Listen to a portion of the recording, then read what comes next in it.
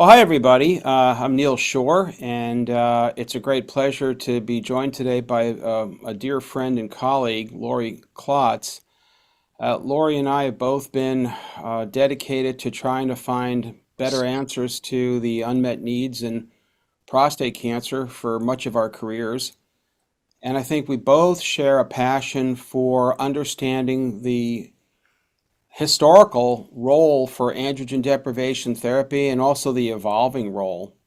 And there have been controversies around androgen deprivation therapy, the different depot formulations, and the various parenteral forms, IM, sub-Q. We now have some oral agents. But I think somewhere tied into that is there's so many interesting controversial aspects that I know Lori and I want to talk about today.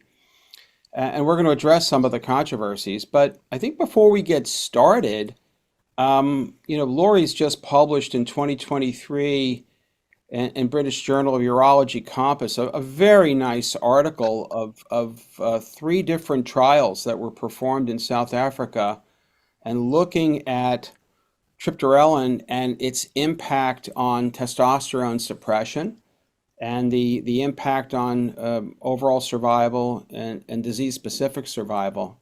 I always think it's great, especially if we can review data coming from other countries and in an interesting population that they evaluated. We had a very high non-white population, but we can always learn from contemporaneous studies. So let me pass it over to you, Lori, and let review this paper. And congratulations on this and one of the many hundreds of great papers and research protocols that you've done. Okay. Thanks, Neal, and hello, folks.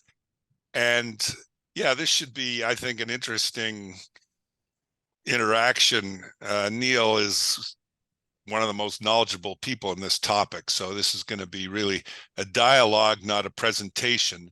But I'm just going to start with, first of all, a summary around the whole issue of androgen deprivation therapy and testosterone, because the focus of the paper, and I'll give a very brief overview of it in a minute, was the relationship between nadir testosterone levels in men on ADT and survival, disease-specific and overall survival.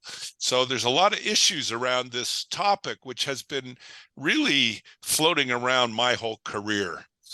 How common is testosterone suppression failure, meaning failure to get the testosterone below 20 nanograms? And I'm going to go back and forth between nanomolars, which is what we use in Canada and is used in Europe, and nanograms. And the conversion factor is 28. So 20 nanograms is the equivalent of 0.7 nanomolars. 50 is 1.7.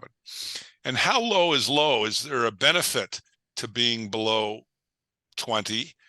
And what about getting even lower? So you'll see some of the data from this paper suggests that even lower is better. And, is that really true?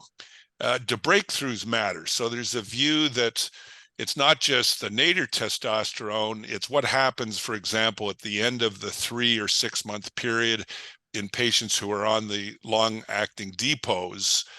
It's not unusual to start to get some breakthrough above the level of 20, and does that matter? What about anti-androgen? So the data I'm going to show is on men on monotherapy.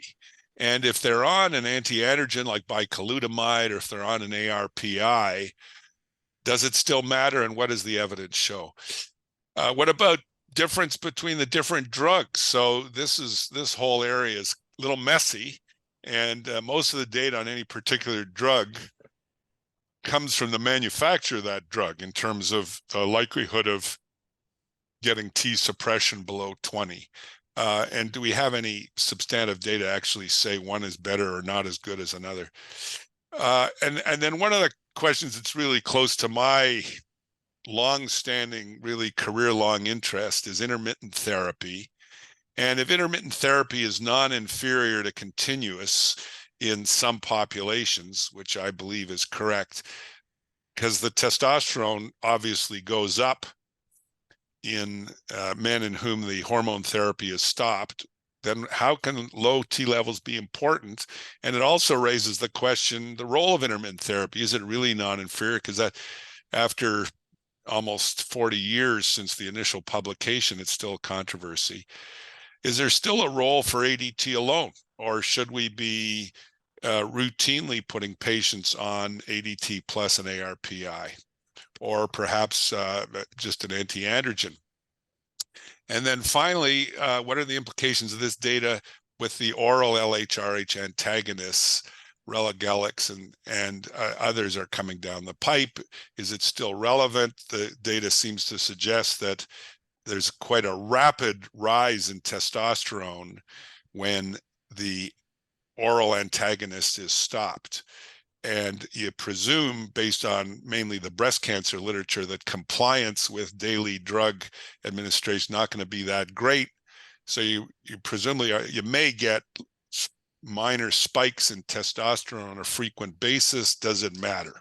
So those are, I think, kind of the obvious questions that are raised. And, frankly, we could probably talk about each one of these for half an hour, but we're going to try and get through at least some of them. Okay, so now I'm going to head off to the topic of this paper, which was published BJU INTA just a few months ago. It's entitled Testosterone Nadir, Clinical Outcomes in Patients with Advanced Prostate Cancer Post-Hoc Analysis of Triptorelin Phase 3 Studies. So the primary objective to determine whether low nadir serum T was associated with an improved overall and disease-specific survival. Secondary endpoint, the time that testosterone was suppressed below the target level, the time to achieve testosterone below the suppression level, and PSA kinetics. These were 3 studies that were carried out in South Africa. They were short-term studies. One was 12 months, 2 were 9 months. So the obvious thing is, how are you going to get much in the way of events in a 1-year study? These were obviously, again, reflecting the population, patients with very advanced disease. And there were actually a fair number of events, even though there was a relatively short time period for the study. Of course, they were followed afterwards. They were initiated now almost 30 years ago. They went on accrued for a period of time. The strength of these studies was that testosterone there was a lot of interest in the level of testosterone. So for almost all of the patients, the testosterone assay was performed using mass spectroscopy rather than immunofluorescence assays. And you'll see that that's probably quite relevant. There were 3 analyses done. One was the overall one, which is actually, I think, the most important one. There was a sensitivity analysis, since 2 of the studies were only 9 months long, and also a so-called landmark analysis, which was done at day 57.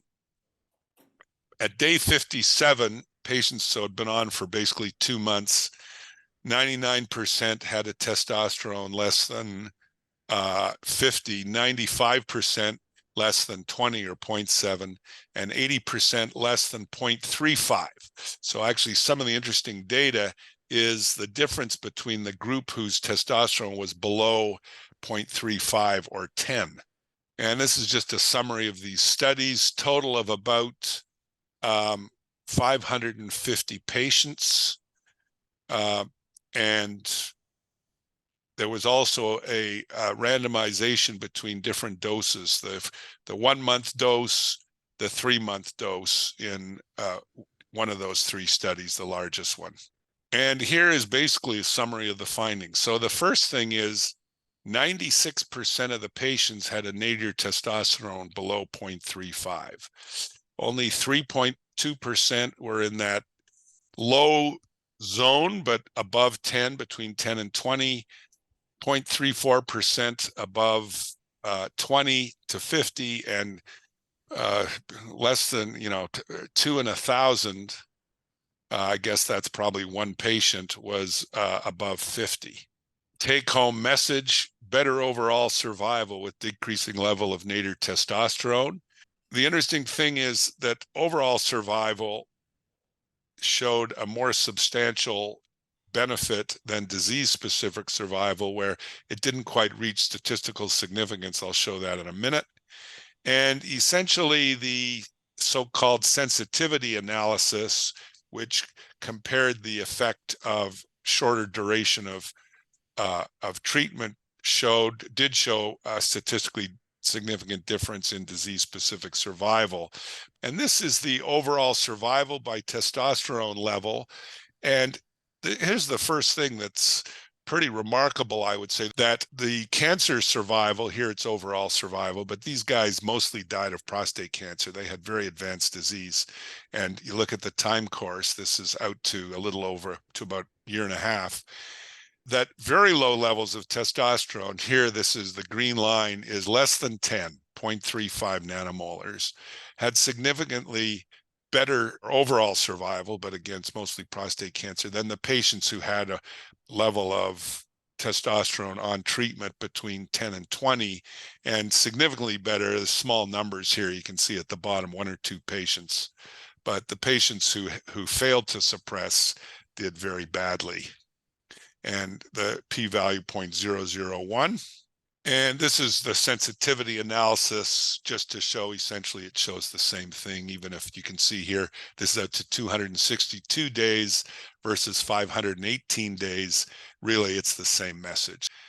And this is the landmark analysis looking at the testosterone at day 57, 2 months afterwards, and how that translated. And again, there's still a trend, but didn't reach statistical significance. And this is the disease-specific survival, and this probably is a power issue, p-value 0.08. So there were a handful of deaths from other causes, and that led to the loss of significance. But again, most of these patients are dying of prostate cancer given the time period of a year and a half.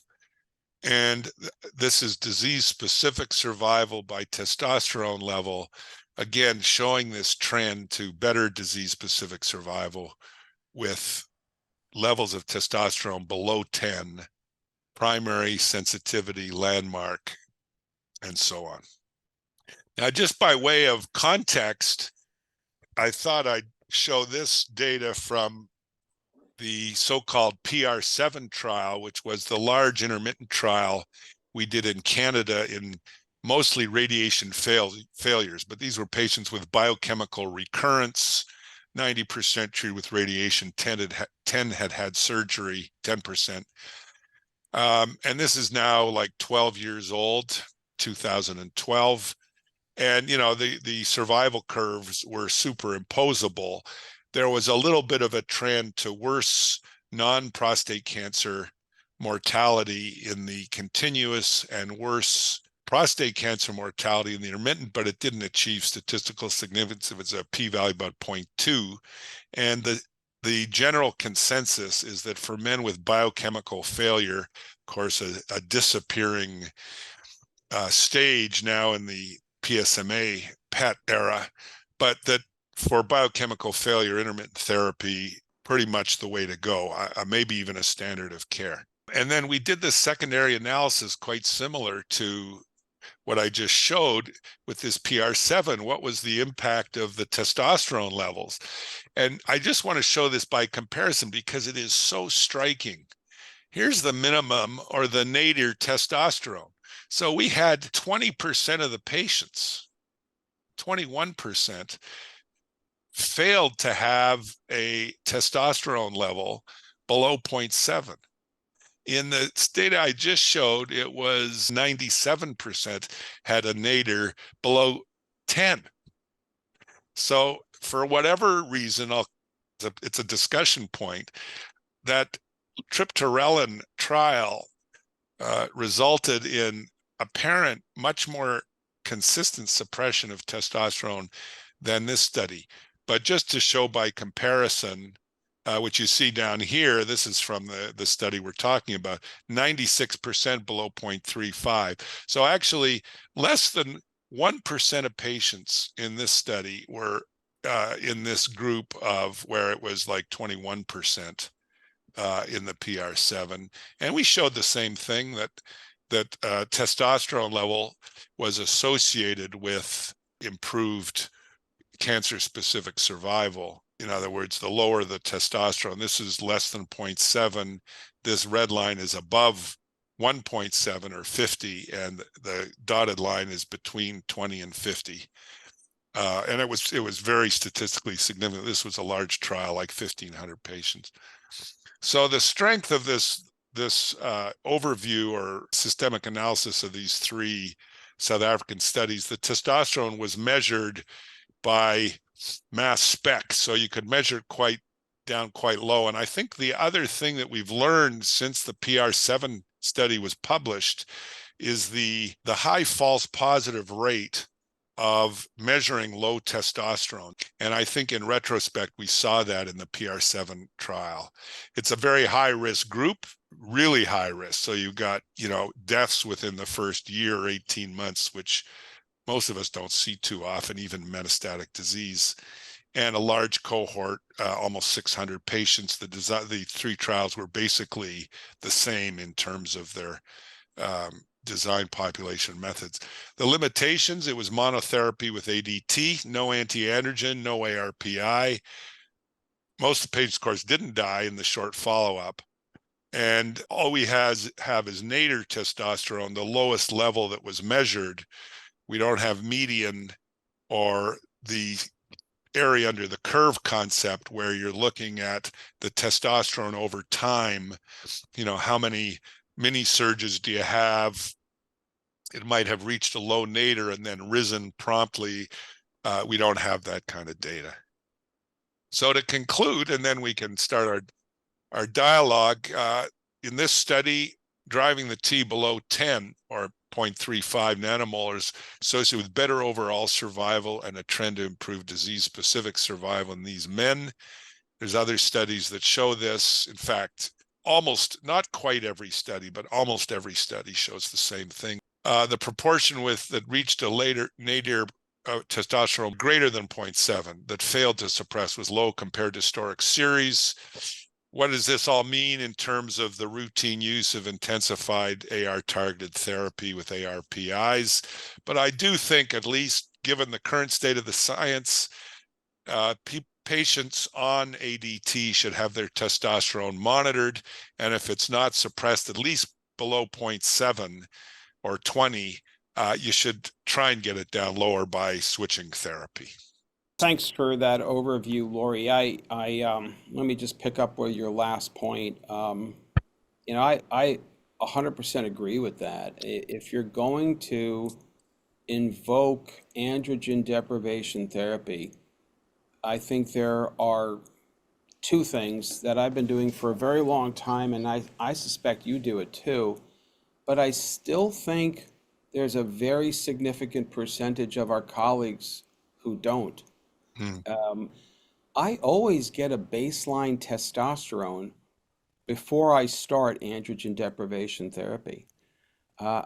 Because I'm never surprised by the fact that some of my patients may already be relatively hypogonadal. And then what's the implication that they're not eugonadal, but they're hypogonadal? There's something's going on, and maybe it was prior radiation therapy. I mean, who knows? Maybe they had mumps orchitis as a kid. Right. Common, but weird things like that happen. And then the patients who have really high testosterones, my experience empirically is those patients tend to really have problems with more hot flush when we lower their Ts. Now, the historical, so number one, I always check a baseline T. I'm still amazed how often when I poll in groups, people don't. And then I always check the testosterone when I'm going to check the first PSA level. I want to know exactly what did I do. I mean, if the PSA went down, but I didn't get below 0.35, let alone 0.7, and maybe the PSA went down, that's the pharmacologic basis for the approval of all the ADTs. Right. The T suppression. So, I'm still quite astounded. And then, it's an inexpensive test. Almost everywhere globally, you can get a testosterone level. So, Yeah. so I want to know that. I'm still quite amazed. And I think this is a very, very nice series from South Africa that you've published on. Over 500 patients. I think it speaks very well to the use of triptorelin, whether it's 1, 3, or 6 month, that you're getting these very profound T suppressions. Now, I think some of our colleagues may just they still indirectly just say, well, as long as the PSA is going down, I'm good with Right, that. And I right. and I push back on that. And so, let me just stop with that. What's been your experience with the use to something as basic as just checking T levels? Well, yeah, I agree with you that, I mean, you're putting patients on these drugs, which are relatively, I used to think they were quite expensive.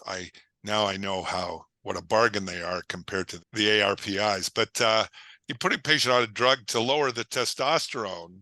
Surely it makes sense to assess response to that drug, and you can do it with this inexpensive lab test. So I think most people are doing that now. I hope so. I don't know of any data about prevalence of testosterone testing. Uh, Not everyone does it every time, but yes, I do it. PSA and testosterone is like, that's the routine blood test every 3 months, mostly if they're on ADT, or every 6 months if they're really stable. As far as the issue of, I mean, it's pretty compelling data that triptorelin really hammers the testosterone down.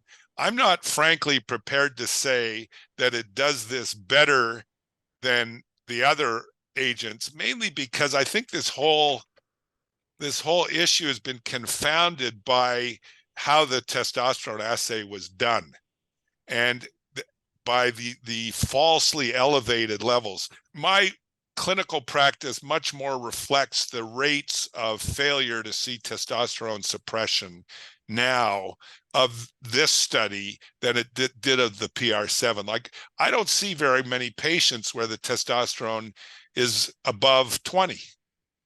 It's maybe 5% of patients. Yeah. So, But when you see it, you're bothered by it, aren't you? oh, I take action. No, I Yeah. think it's, Yep. yeah. And to your point, uh, it's not about the PSA. I mean, the PSA will be suppressed if the testosterone is anywhere near 50. Right. It's the long-term outcome, because that, I mean, one thing we have learned with the tsunami of ARPI studies over the last 10 years, that hammering the androgen receptor pathway harder is better for the patient. So that includes having the testosterone as low as possible. I fully agree, and I think you're really spot on. You're right. The testosterone assays, from the chemoluminescent to the isotope, I think we've evolved in the last, gosh, I think at least in the last decade, or if not, the last half decade. Yeah, It's mass spec, and even with mass yeah, spec, you can get some variation, but yeah, it's a more accurate test. right. And so compliments to your trial that you published, that you used mass spec. But what about this notion? And yeah, the PR7, what a great trial. And look back now retrospectively, the learnings, how we did the testing, or how your group in Canada did the testing, and it was largely in radiation failure patients. But nonetheless, there is this sort of interesting balance that we do, is we want really great suppression, Hmm. but then we also recognize the value proposition for quality of life, Yeah, not only quality of life, but letting T come back up. Because many patients will have dramatic improvements in their quality of life, their patient-reported outcomes, when those are checked. Um, and yet we're not necessarily putting them in harm's way. yeah, Typically on 8 to 9 months, and I think there's some wonderful work, and your PR7 is to be applauded because you sort of showed that you're not compromising their survival. Other studies have capitulated that on that point too, but yet we're letting the patient's T come back up. Their quality of life is getting better. We're going from this intensification to right. de-intensification, and also even potentially for some healthcare systems, cost savings. there's a very profound point here, which I don't think is well enough appreciated, but it's very much supported by preclinical data, all kinds of, you know, chemotherapy models. The fact that there's benefit to hitting hard does not mean you have to continue that therapy lifelong. The idea is to hit hard and stop. And when you stop, the hypothesis, and again, there's evidence for this also in our field, you hit hard, you stop, and by stopping, you preferentially allow a more favorable type of cell to recur. In other words, his phrase was, you reinduce the apoptotic potential of the cells by discontinuing therapy. So there is no contradiction at all between the concept of intermittent therapy and the fact that we've now learned clearly the harder you hit the androgen receptor pathway, the better. Despite the controversy, intermittent therapy still has a role. So you initiate the patient. I mean, this was your study, your phenomenal study that enzalutamide in PSA failure enhances the survival, and yet you combined it with intermittent therapy. So, I mean, I am not telling you anything you don't know, but I think maybe the community needs to have that message reinforced. Yeah, no, thank you. I completely agree with your points. I talk to patients about hitting them hard, really attacking all the different clonal lines, and then really trying to drive that PSA down as low as possible. If I'm Yeah, giving androgen deprivation therapy, I want to know the T suppression level. I'm a firm believer that less than 20 is clearly the way to go. Like it even better when it's less than 10, yeah, or less than 0.35. And this recent data, supports that. PR7 supports that. Other studies have supported that. To your point, I think, as we evolve to more shared decision making with patients and let them feel that they can have an opportunity for some, um, a break, without jeopardizing their long-term survival, and that we can restart therapy at a point in time. I mean, yeah. we only had the one holiday, so to speak, or the interruption in Embark. Many people have asked me, well, can we do it again? And the answer is, it's a great question. And I think For, we need to design further studies to look at that. At the yeah, end of the day, patients really most will prefer to be de-intensified. right. I know historically it's been somewhat of a rubric in oncologic dogma that we've got something that's working, don't stop it. But Hmm. I think we're recognizing that there's a lot of quality of life and other off-target things that are detrimental when we take that approach. So for sure, it's partly the quality of life issue is huge in these patients, but there's also the oncologic issue. I mean, there was a debate that raged for a good part of my career, which is castration resistant pre-existent, and by treating with androgen deprivation, you select out for the androgen resistant clones, or is it something that develops over time? And I think we now know, although both are present, by far the major source of castration resistant is acquired resistance that occurs as a result of cell survival pathways that are upregulated by the treatment. So the treatment has the seeds of its own failure with it. And so that's part of the rationale for discontinuing therapy, that you with any luck, you downregulate some of these survival pathways, but that you downregulate these survival pathways, and therefore maybe you get a better outcome. And I got to say one more thing about intermittent therapy, which is that the criticism of intermittent therapy stems from SWOG 9346, which was Maha Hussein's study in the same as the PR7 trial, but in metastatic disease. And that trial has been, in my opinion, widely misinterpreted, because if you actually look at the paper, it says the results were inconclusive. And it was only the sub-analysis that showed one of the subgroups had a worse outcome. But overall, it cannot be interpreted as showing worse outcome with intermittent therapy. Maybe there are clearly patients who don't do well with intermittent therapy. If you stop treatment and as soon as the testosterone comes up, the PSA shoots up, put the patient back on treatment. But it's not plausible to me that that very short off treatment interval is going to have long-term effect on survival. And as you well know, and really anyone who tries this in patients, you get these guys with metastatic disease who have off treatment intervals that last for years. So I think, you have to select your patients for it.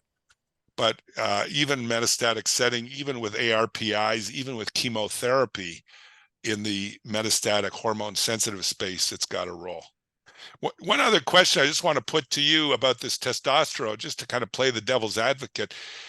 You probably recall some of the original data on T level was from the Spanish group Verity, and he also reported that the benefit of the anti-androgen was in the patients whose testosterone wasn't suppressed. It is possible that the testosterone level matters if they're on monotherapy, and maybe it's not that important if they're on intensification. The same thing would go for the mini flares. What's your thought about that? Yeah, I think certainly it's a very reasonable question, and I think my answer would be is there probably are subpopulations where it may not really matter, but we still have to look at the phase 3 trials. And Yeah. I think it's one of the things that I say now, we've spent 70 plus years with always beginning our presentations with an homage to Huggins and Hodges, and ADT is the backbone, the mainstay, foundational. I Yeah. think we can pretty much argue today that, ADT and an ARPI, an ARPI, an androgen receptor pathway inhibitor. So I think if you look now at high-risk localized disease with radiation, biochemical recurrence, um, and MHSPC, lower high volume, and certainly MCRPC. And we may even prove this now with some of the trials that are ongoing for radical prostatectomy candidates, that it's going to be combination. Now, there may be some patients where you don't necessarily need the ARPI. I don't know, it'll be hard to tease that out, but it gets back to an earlier comment you made. If you're going to pull the trigger Mm-hmm. and lower a man's testosterone level and really hit it hard, I think blocking the receptor, the AR, which is we've studied it extensively over the last 15 years now. We really understand that that's really the sort of the 1-2 punch of intensification. Mm-hmm. But then at the same time, I love opportunities to de-intensify. So I would agree with you. I love the PR7 because it was really one of the first studies that said you can do this. You can think about it. And you're right, the SWOG trial seemed to suggest that you couldn't. And I agree with your interpretation of that. I think it's a broader issue and how it's evolved and how we talk to patients and share decision making. And it's really incumbent upon us to be less paternalistic in telling patients what they must do, but rather that they do have some choices. Mm-hmm. How do we help them with those choices? Check the testosterone level. Make sure that if you're going to invoke ADT, T suppression, you're doing what you're trying to do. Right. Your, your, Absolutely. your paper is showing that wonderfully with Triptorelin. But then also, if you're going to really give the patient their best shot on goal, Embark showed us that, Mm-hmm. that the best shot on goal was the combination of the 3 arms. It's Yeah. not to say that you can't go with monotherapy AR, a blockade. And I think it's a good value proposition for patients. It's important for our colleagues who are listening. And it's the ARPI discussion in conjunction with quality T suppression throughout the continuum of prostate cancer. Very well put.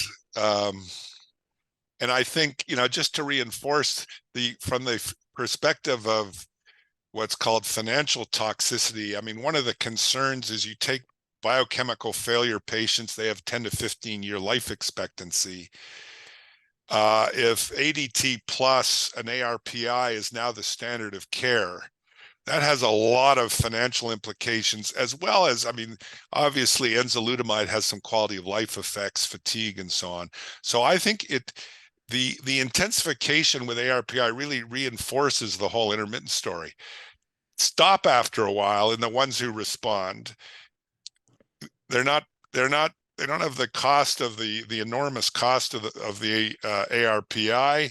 They don't have the fatigue associated with it, and we really need a PR7 now, a large-scale trial of intermittent versus continuous with ADT plus ARPI. Yeah. Well, you're right, and you're getting into another great area. You know, the whole entirety of the health economics and outcome Yeah, reporting, on top of quality of life, on top of obvious clinical efficacy benefits. right. So, you know, listen, this has been a great discussion. Wonderful to talk with you. Thank you for presenting this paper. I hope our colleagues get a link and see that, you know, they can read through your paper. I think that, yeah, there will be a link, and I really want to thank the folks from Verity Pharmaceuticals for allowing, you know, Professor Laurie Klotz and myself to talk to you today on Grand Rounds in Urology, this educational program. This is really the great fun as a researcher and an educator. We're really making great strides and advances. And who would have thought, you know, that we'd be having all these really wonderful debates about how to really optimize patient care. So Laurie, thank you so much, and look forward to seeing Pleasure. you again. Okay, pleasure. Thank you, everybody.